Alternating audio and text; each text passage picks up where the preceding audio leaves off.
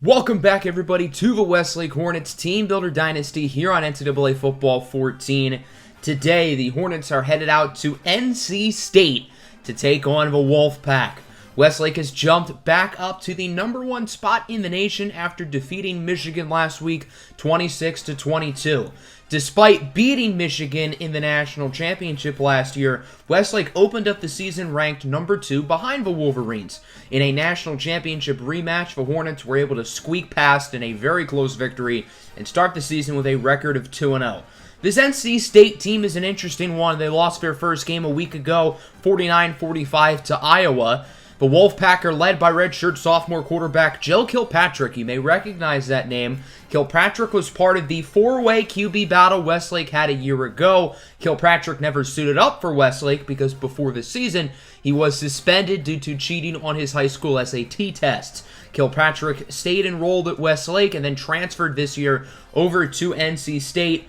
He did not play a lot in his debut. He actually got injured fairly early in that game last week against Iowa, but thankfully, he is healthy today, so we will get to see Joe Kilpatrick against the team who he technically started his collegiate career against. Let's get this one underway. 2-0, #1, Westlake Hornets taking on the 0-1 North Carolina State Wolfpack, trying to get their first win of the season. Tails never fails. We all know the drill. Westlake wins it all. Start on defense. Per usual, nothing new there. So here is Kilpatrick. Got injured pretty early in the game last week against Iowa. Is on first down, first play from scrimmage. He launches a bomb for Cox, and it's caught for a gain of 44. Justin Graves just got mossed. Graves has not started the year off strong, and, well, that's not an ideal beginning to this game. Following play, another tough throw for Joel Cox. He gets 19 yards. The Wolfpack are really moving quickly. Kilpatrick keeps it on the read option, stumbles into the end zone, and NC State scores 25 seconds into the game. Westlake's defense really struggled early on in week 1 against Utah State, but I think they were pretty solid a week ago against Michigan, whose offense is obviously far better than Utah State's. So here's the offense. Westlake has looked dominant through 2 games on this side of the ball. Nice little run here by Matt Miller. Miller has been fine to begin the season. He has been a little bit overshadowed by the other running back, Tazwell Hubbard, who was in the game on that play. 3rd and 6. Cortez trying to get it to Thomas, kind of forced the pass. I'm surprised IT3 didn't keep going. He just kind of stopped. And, well, Cortez kind of threw it into traffic. So, not a great start for Westlake. We're only 2 minutes into the game. There's still a lot of ball left to be played, but so far so good for NC State. Kilpatrick on first down, finds an open rushing lane. He will get hit hard for the first down. Kilpatrick does not have an overly strong arm, but he's super accurate and he's very mobile. He probably was the highest rated quarterback on Westlake's roster last year and probably would have been the early favorite to win the QB battle. Look at that throw on 2nd and 10 for Tate. Khalil Onobanjo really could have jumped that route. Onobanjo's also kind of struggled this year, which you do expect for a true freshman corner, but he did get an interception in each of the first 2 games of the year, so at least Onobanjo's making plays on the ball. 2nd and 3, Onobanjo completely gets destroyed by the force, and Joe Kilpatrick gets a nice run. NC State has been dominant through 3 minutes. I know, again, the game just started, but North Carolina looks like they're beating on a peewee football team at the moment. There's Brown, gets by Lubert's Roy, still alive, breaks the tackle inside the 5 to about the 2. And the Wolfpack are dominating at the moment. That's a 24-yard gain for TJ Brown. 2nd and goal after a false start penalty on NC State. It's going to be Barry who gets the handoff, gets past Gordon Waters-Key and is wrapped up in the end zone for an NC State touchdown. The running back, Shannon Barry, will make it 14-0 about halfway through the first quarter. Westlake looks lost thus far, particularly on defense, but the first offensive drive was not particularly great either. Matt Miller gets the handoff, trying to make something out of nothing, and he loses 11. Yeah, the first 4 minutes of this game have been nothing short of a disaster for Westlake, and now they find themselves in a 3rd and 21. If they don't get this, this could get ugly real quick. Cortez scrambling to the right side, takes his time, launches a deep ball. It's caught by Kadaris Franklin. Down the field, touchdown, Hornets. Westlake needed that bad. An 87-yard beauty into the hands of the redshirt junior wideout, Kadaris Franklin. NC State has literally been perfect through the first 4 minutes of the game. Westlake needed a spark, and they get exactly that. And it is now 14-7. So maybe this game will be competitive because it was really trending towards a blowout for NC State. I can't really believe I'm saying that, but the Wolfpack still have been super impressive. Kilpatrick on 2nd and 5 is sacked by the junior linebacker Winston Johnson. Probably the first good defensive play of his entire game for Westlake. Winston Johnson's been a little bit quiet so far this year, but it is good to see him getting a nice sack there. 3rd and 12 now. Kilpatrick just goes for the check down. It is caught by Ryan Moss, who only gets 7, so Westlake's defense, believe it or not, forces a stop. Based on the first 2 drives, I was concerned if I would be saying that today, but they do. And the Hornets have it back as it's a play-action fake for Chase Holly, and it's caught by Isaiah Thomas III. IT3 was dominant in Week 1, a little bit quieter last week. That'll do it for the first quarter. Not a great start for Westlake, but they do seem to be playing a little bit better as the game has gone on so far. 14-7, Wolfpack on top as we begin the second quarter of the 3rd and 7. Cortez going to scramble with it once again, trying to find something, and it's caught by Kadarius Franklin. A really tough throw by Anthony Cortez III, and a nice grab by Franklin, who had the touchdown earlier, already over 100 yards on the day.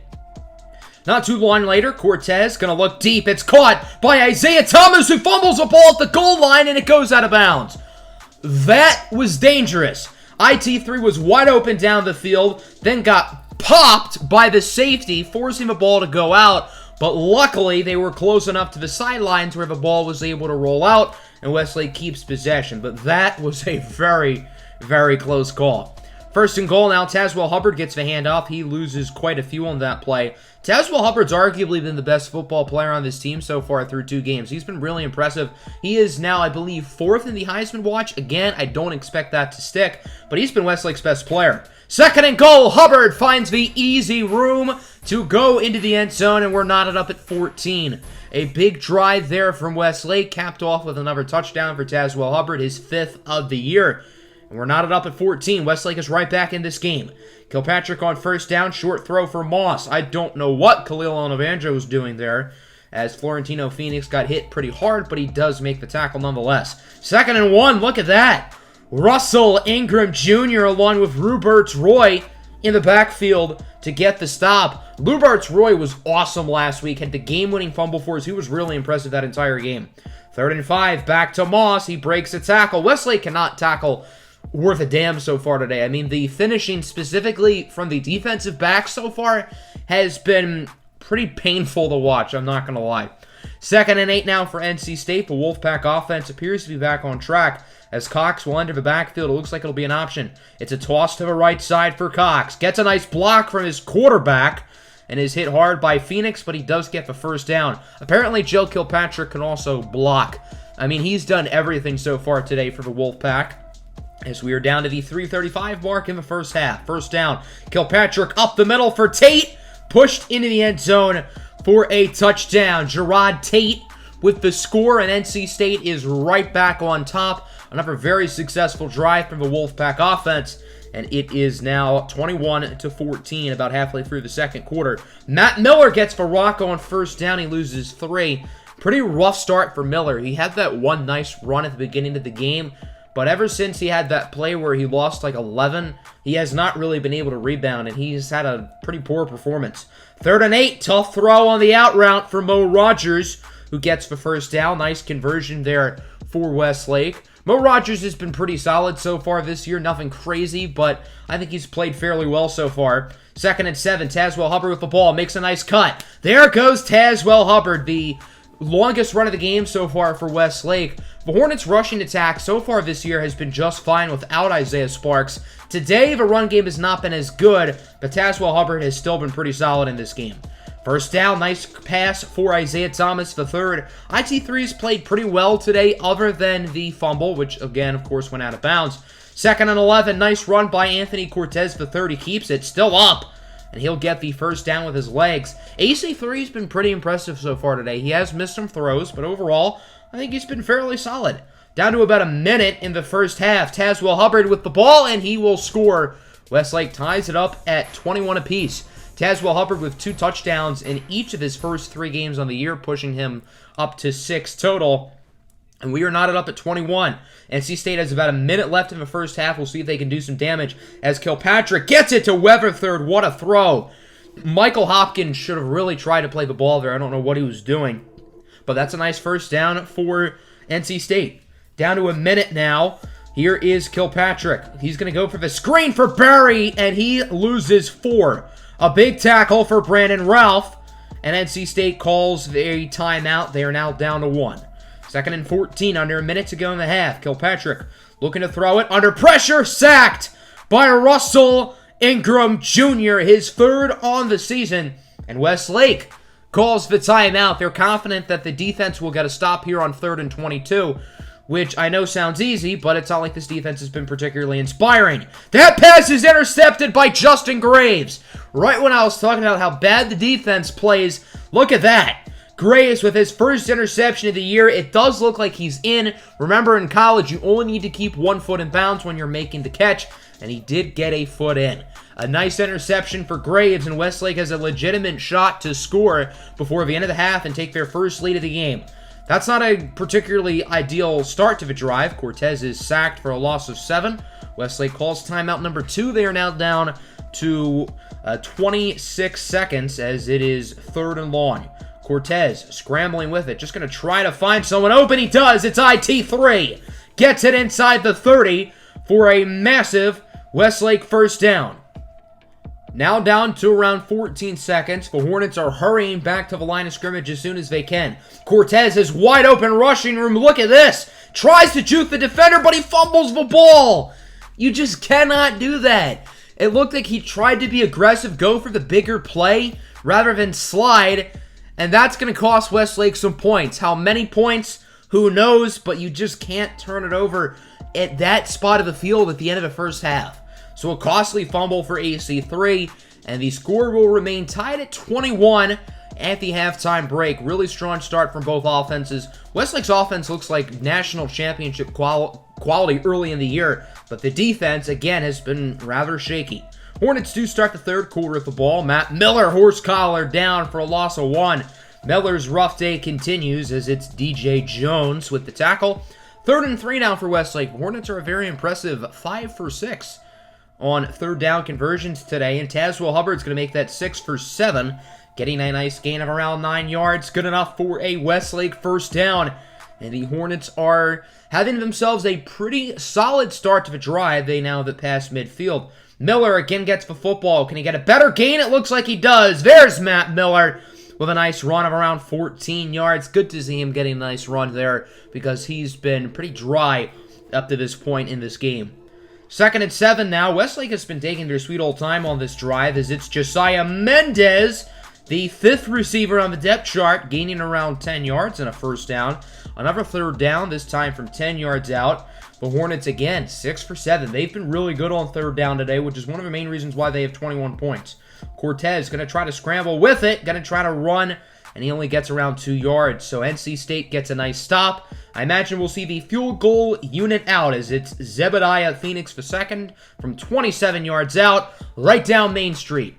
Great start to the season for Zebediah Phoenix. He has not missed a kick yet. He's actually not missed a kick since the middle of last season. Remember, he really started last year poorly, and then the second half of last year, he was Mr. Automatic. So far, he has still been rather on the automatic side. Look at that hit by Joko Onwosu, forcing Shannon Bailey to lose 2 yards. Joko Onwosu obviously had that pick 6 in week 1 in his true freshman debut. Had a pretty solid game last week against his twin brother Loco Onwosu in Michigan. 2nd and 12. Kilpatrick on a run past Justin Graves. Gets the first down and is tackled pretty hard by Brandon Ralph. Seems like the NC State offense has not caught a sweat since halftime. Cox in motion as Kilpatrick runs into his own player. Breaks the tackle from Roy. Somehow still alive. Look at this run by Joe Kilpatrick. Gains around 20. Westlake still, for the life of them, cannot tackle anybody. 2nd and goal. It's a toss for Holloway. And J.R. Holloway will find the end zone. The fullback gets the touchdown for the NC State Wolfpack. And they are right back on top. 28-24. Under a minute to go now in the 3rd. As it is an early 3rd and inches on this drive for Westlake. Tazewell Hubbard gets the football. Hubbard gets a nice first down run. So Hubbard's been pretty solid today. He's not had as many big games as he did in the first 2 games of the year, but he's been productive in this one, and he's definitely been better than Matt Miller. Matt Miller has had one of his worst games of his collegiate career, whereas Tazewell Hubbard has been just fine. There's Kadarius Franklin for 14 yards. Franklin continuing his strong performance. That'll do it for the third quarter. Westlake is 7 minutes away from getting upset. 28-24, it's still anyone's game, considering the Hornets have pretty good field position, but it is an early 3rd and 5. Westlake is pretty much in fringe field goal range. Cortez scrambling, going to try to get something. He will run for the first down, a big gain for AC3. He slides inside the 20. Cortez has really ran it well, one of his better rushing performances of his collegiate career, and he's also thrown the ball pretty well today. He's been really impressive. There's Kadarius Franklin now, jukes his way to around the 3-yard line. A nice first down for Westlake, and they're getting closer and closer to getting the lead back with just over 6 minutes to go. First and goal, 5 receivers set. Very interesting. Cortez going to try to run with it, and he will easily scramble for 6, diving into the end zone for Westlake. Touchdown, and with 6:07 to go, Hornets are back on top, 31-28, but there's still plenty of time. The winner of this game is probably going to be who has the ball last, because both of these offenses are showing no signs of slowing down anytime soon. First down for the Wolfpack. Joe Kilpatrick, first play of the drive, gets it to Tate. I don't know what Khalil Obanjo was doing, and Tate brings it inside the 20. A big play for Jerron Tate. And yeah, Westlake's defense is still continuing to struggle pretty badly. 3rd and 1 now for the Wolfpack. Can they convert? Kilpatrick looking to throw it, and it is caught by Moss, who loses a yard. Khalil Obanjo could have played the ball there. If he had made a nice read, gotten the interception, he was taking that to the house for 6. So the Wolfpack will send the field goal unit out, and they will tie it with 4:59 left to go. Neither kicker has been fazed by the weather today. A lot of wind, and obviously, I think it goes without saying that there's been a lot of rain today, but nobody's missed a kick yet. 31 apiece with around 4:20 left to go. Nice reception by Isaiah Thomas III. His second career 100 receiving yard game. He's been, again, really impressive today other than the fumble. 2nd and 5 now, under 4 to go. It's a handoff of a redshirt freshman, Tommy Taco. Taco has blocks down the field. There he goes. It's Tommy Taco for the touchdown. Westlake back on top. Taco's first career rushing score, all 5'5", however much he weighs, because I don't remember. But what I can tell you is that it's a pretty big number. So now there's under 3 minutes to go. NC State down by 7, Westlake's biggest lead of the day. And the Hornets get the stop on 3rd down. It's broken up by Michael Hopkins. And Westlake is now in the driver's seat with just under 2.5 minutes to go. 2nd and 5. All they got to do is just chew some clock. Miller gets the first down. A big conversion for Westlake as he gets 9. NC State starting to call their timeouts as it's now 3rd and 5. Cortez gets it to Rogers. He catches it, but does not get the first down. So since he caught it, Westlake can take some time off the clock. Look at this. They're going to send the field goal unit out. This will be a 56-yard try for Zebediah Phoenix if Westlake goes through with the call. Play clock winding down, and Westlake will not go for the kick. They call time with 1 second left on the play clock. The Hornets don't have enough faith in Zebediah Phoenix to make that kick, but instead the offense will stay on the field. They're going to go for it and try to end the game right now. Cortez tosses it for Holly. He loses about 3. NC State keeps the game alive, and they're only down by 7. So maybe Westlake should have kicked the field goal. Zebediah Phoenix can absolutely make it from 56. Kilpatrick on first down, a potentially big sack, and they do bring him down. Russell Ingram Jr. hit him first, and it was Winston Johnson who brought him down. Johnson with 2 sacks on the day now. 3rd and 18 for the Wolfpack, a minute to go. Kilpatrick looking to throw it, and it is caught by Ryan Moss for 13. So now it's 4th and manageable. I do think that play is successful for NC State, but they have to convert on 4th and 5. This is your ball game. Kilpatrick quickly up the middle for a wide open Leonard. He is rocked by Joko Nwosu, but he does get 25 yards, which is good enough for a first down. Clock continuing to tick. NC State is around 45 seconds. Kilpatrick looking to throw it deep for the end zone. Tate is wide open. Nobody covered Gerard Tate. Did he just test positive for the virus? Because there were defensive players clearly social distancing themselves from him. I mean, just awful coverage by Westlake. That's just textbook terrible. And we are now tied at 38 with 40 seconds to go. Can Westlake drive down the field and win, or are we headed to overtime? Cortez runs for around 10, but does not get the first down. And then the following play, Westlake would get the first down. So now down to around 20 seconds. It's Hubbard who gets around 7. Hornets call time. They're down to 1. They also only have 20 seconds left to go. So a field goal certainly works here. If the Hornets can get a big play or two, get in field goal range, that'd be a big deal. Miller loses 3. Hornets call their third and final timeout at the 15-second mark. And now it's 3rd and 5. So maybe Westlake won't score on this drive, and maybe this game will need overtime. Rogers in motion. AC3 looking to throw it. Surveying the field, taking his time as he finds an open Isaiah Thomas. Thomas gets past the defender. Still alive. IT3 into the end zone for a touchdown. No flags. Westlake takes the lead with 3 seconds to go. What a play by the redshirt freshman Isaiah Thomas III. The play of the year. One of the greatest plays in school history. Oh my goodness. Thomas's route was supposed to be underneath, but he decided to cut upfield, and then he was able to make a great play with the football in his hands, juking past defenders for a Westlake score. What a play by this young man who clearly is a superstar-level talent. He's been Westlake's best receiver as a redshirt freshman. They've got themselves a good one for a long time. So NC State has to go for the Hail Mary for the game. Kilpatrick, again, does not have the strongest arm as it's tipped and incomplete. And Westlake wins a nail-biter, 45-38. What a game, and what an emotional victory for Westlake. Now, there were some concerns definitely shown in this game. Cough, cough, defense, but the offense was really good. Anthony Cortez, in my opinion, with his best game as a Hornet. 21 for 28, 360 passing yards, 2 touchdowns. He was efficient throwing the ball. He was not afraid to go deep and aggressive, and he ran it well. 60 yards and a touchdown. He did fumble it at one point, but overall, I think he was really good. Tazewell Hubbard was our best running back. Matt Miller was pretty disappointing. Thomas and Franklin each with over 138 yards. Franklin had 138. Thomas with 159 and the go-ahead touchdown. Lamar Gallagher did not catch a pass, but he did get 5 pancakes. That's kind of a lot.